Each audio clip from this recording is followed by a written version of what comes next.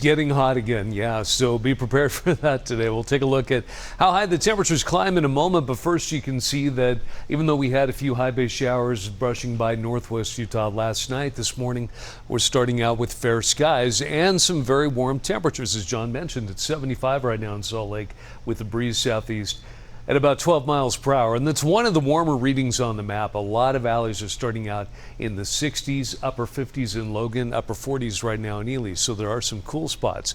But that's the exception rather than the rule. High pressure is building over Colorado. Same time, there's a trough of low pressure that'll be stalled out over the Pacific Northwest. And not a lot of change in this pattern over the next couple of days. That's maintaining a southwesterly flow, which leads to high fire danger. It's getting enhanced by a disturbance that'll be brushing by the north later tonight, sending a weak, dry cold front through. So behind that, tomorrow temperature will drop a few degrees. We'll get a little bit of relief, but more importantly, the winds will be lighting up a little bit.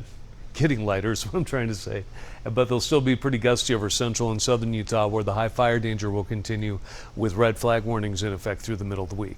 Now this afternoon, temperature in Salt Lake City will climb to 97, so back up a little bit above average for this time of year, not into the triple digits, but obviously coming pretty close. And a lot of valleys will be hovering in the low to mid 90s. It'll be in the mid 80s in Park City and Evanston. How about 100 instead of just 10 in Moab? You'll peak at 104 in St. George. And we'll get some patchy smoke, which of course will be thickest through the central and southeast corner of the state, just like the last couple of days. Temperature in St. George gets very hot by the middle of the week, climbing all the way up to 106 and then hovering that way heading into the weekend, with overnight temperatures only dropping down into the mid 70s.